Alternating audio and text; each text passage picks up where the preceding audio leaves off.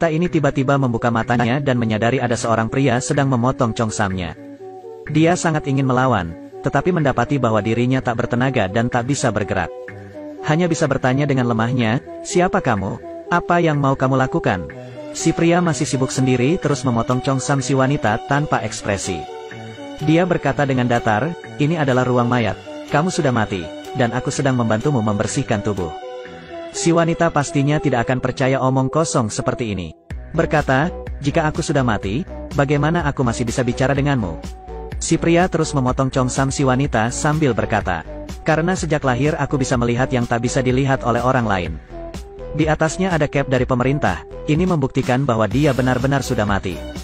Di atasnya ada cap dari pemerintah, ini membuktikan bahwa dia benar-benar sudah mati. Di saat ini, di otak si wanita terbayang adegan saat kemarin dirinya terjatuh ke sungai. Dia tidak bisa menahan air mata, mau tidak mau menerima kenyataan pahit ini. Si pria terus merapikan penampilan si wanita dan hanya menyisakan sehelai daster merah di tubuhnya. Lalu dia mengambil obat dan menyuntikkannya ke tubuhnya. Katanya, agar tubuh si wanita tidak membusuk sebelum pemakaman. Kemudian si wanita kehilangan kesadaran. Waktu terbangun lagi, dia menyadari dirinya bisa bergerak. Oleh karena itu, mulai meragukan lagi apakah dirinya benar-benar sudah mati. Dan saat si pria pulang, dia memegang jarum suntik dan mengancam agar membiarkannya pergi. Si pria tidak panik sama sekali, dia seperti sudah terbiasa dengan hal seperti ini. Berkata, "Jika kamu masih meragukan tentang apakah kamu sudah mati, bisa mencoba meraba nadimu." Si wanita segera meraba nadinya, dan menyadari bahwa benar-benar sudah berhenti berdetak. Di saat yang sama, di dalam benaknya muncul gambaran jiwanya keluar dari tubuhnya. Pada saat ini dia benar-benar putus asa, dan terduduk di lantai untuk waktu yang lama. Setelah si pria pergi, muncul dua orang wanita berdaster di depan si wanita. Mereka tiba lebih awal ke tempat ini dibanding si wanita dan melihat hal yang barusan terjadi. Dan menenangkan si wanita, berkata, "Waktu kami baru datang juga sama denganmu, tapi kamu harus belajar untuk menerima kenyataan." Mulai dari saat itu, apapun yang dilakukan si pria kepadanya, dia tak pernah melawan, dan perlahan dia mulai menerima kenyataan bahwa dia sudah mati. Tetapi terjadi sesuatu hal yang di luar dugaan, membuat si wanita meragukan lagi bahwa dirinya sudah mati. Di malam ini, ada seorang suster yang karena ada barang yang terjatuh ke lantai bawah tanah. Jadi turun ke bawah untuk mengambilnya dan mendengar ada suara dari kamar mayat. Oleh karena itu, dia mengintip dari lubang kunci, dan melihat bahwa si wanita hidup kembali. Sangat mendadak, sehingga membuatnya terjatuh dan berteriak kencang. Dan suara teriakannya terdengar oleh si wanita yang ada di dalam ruangan.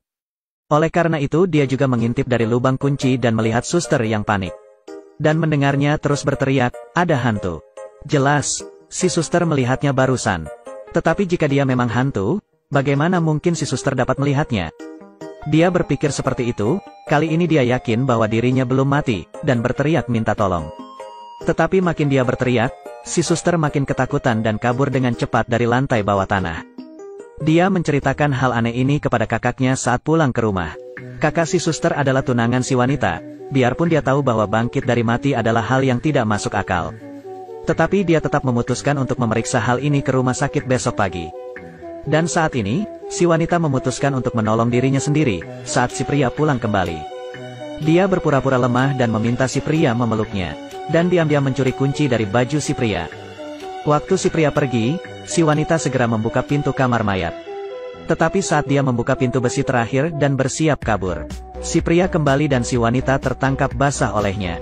Kali ini si pria tidak berpura-pura lagi dan memberitahu si wanita bahwa dia memang belum mati.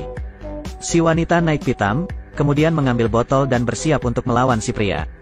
Tetapi saat si wanita berlari ke depannya, kelihatannya si pria tidak melakukan apapun. Si wanita langsung pingsan dan terjatuh di pelukan si pria.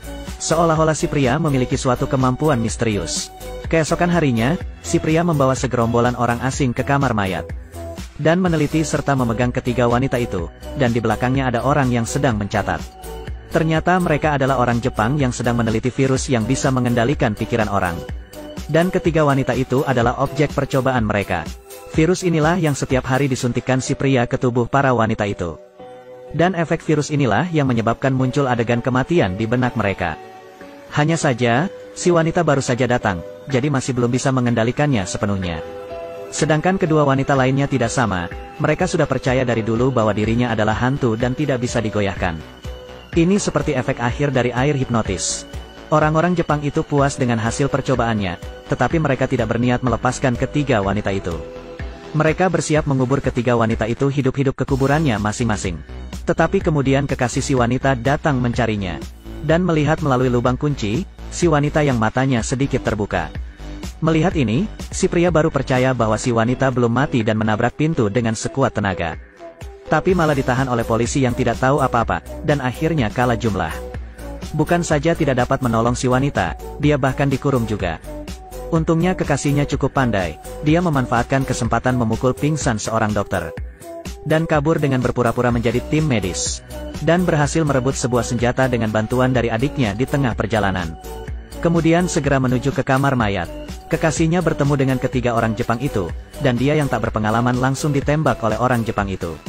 Saat dia mengira bahwa dirinya akan mati, si pria tiba-tiba berkhianat dan menyandera petugas Jepang itu dengan pistol. Biarpun si pria sempat melakukan hal yang salah, tapi itu hanya dilakukannya karena keluarganya disandera oleh orang Jepang. Tetapi barusan dia mengetahui bahwa tujuan orang-orang Jepang melakukan penelitian virus ini adalah untuk membunuh tentara Cina serta menguasai Cina. Sebagai orang Cina, dia tidak bisa menahannya lagi. Oleh karena itu dia memberitahu cara menyembuhkan virus itu kepada kekasih si wanita dan membiarkannya pergi.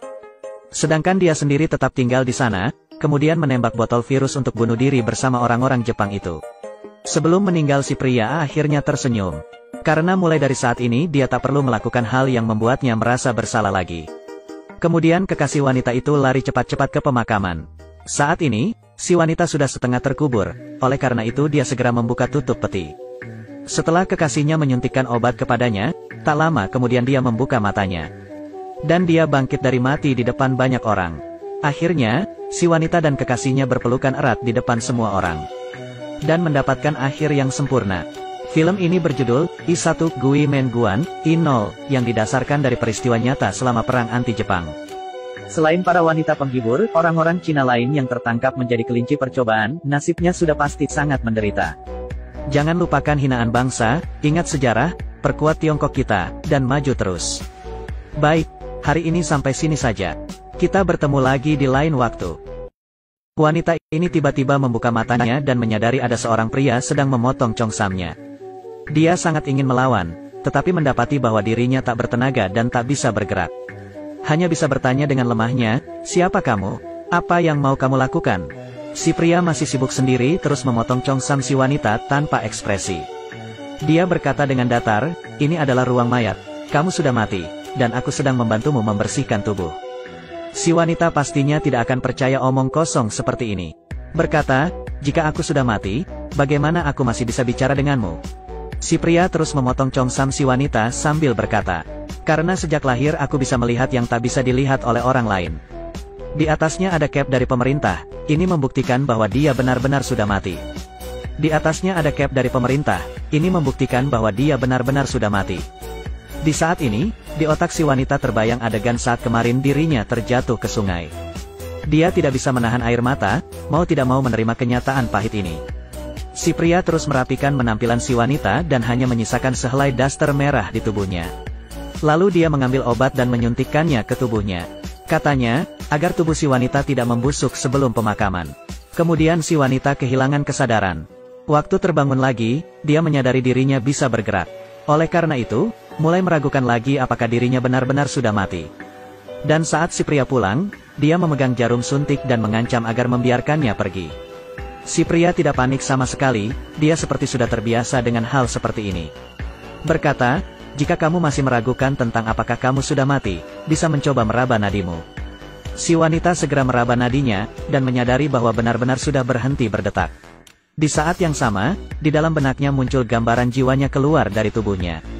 Pada saat ini dia benar-benar putus asa, dan terduduk di lantai untuk waktu yang lama.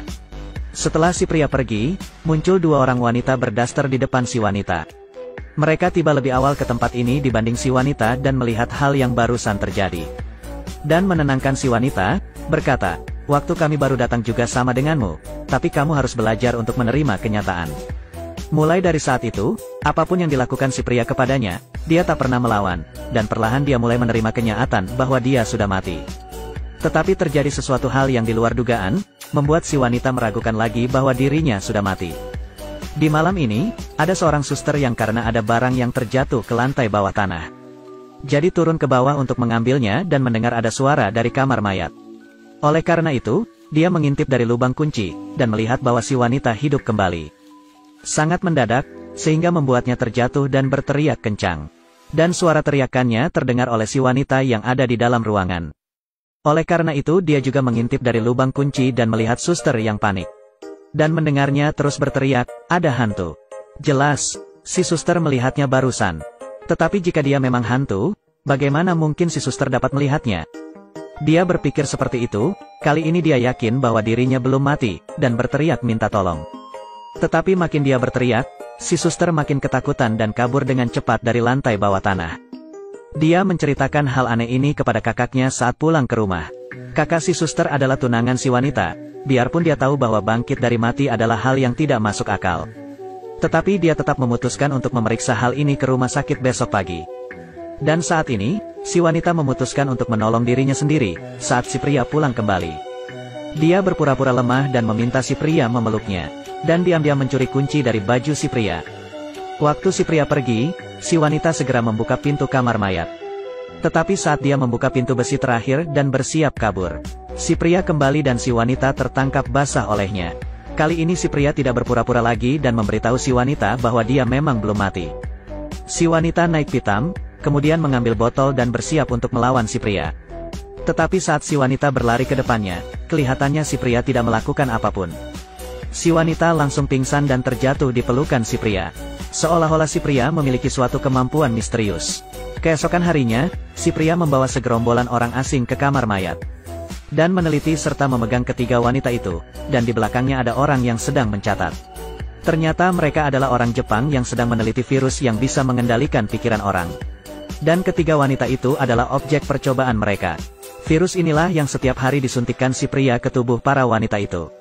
Dan efek virus inilah yang menyebabkan muncul adegan kematian di benak mereka. Hanya saja, si wanita baru saja datang, jadi masih belum bisa mengendalikannya sepenuhnya.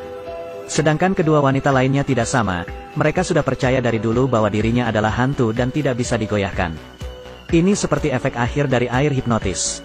Orang-orang Jepang itu puas dengan hasil percobaannya, tetapi mereka tidak berniat melepaskan ketiga wanita itu.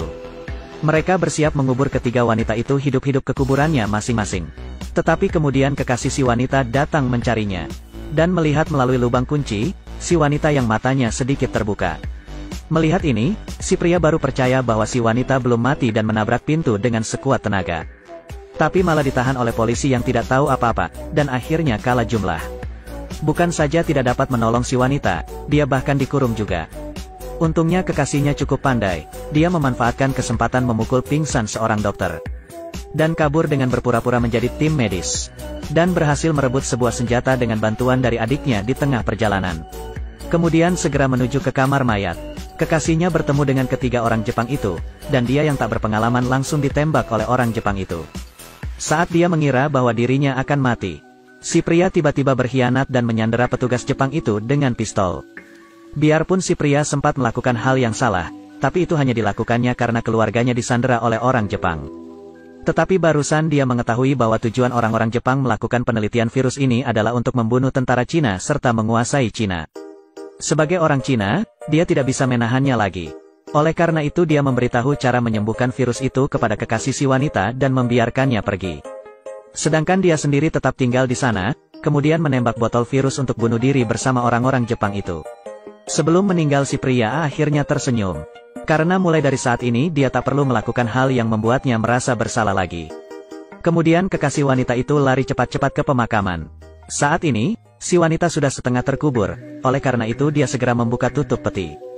Setelah kekasihnya menyuntikkan obat kepadanya, tak lama kemudian dia membuka matanya. Dan dia bangkit dari mati di depan banyak orang. Akhirnya, si wanita dan kekasihnya berpelukan erat di depan semua orang.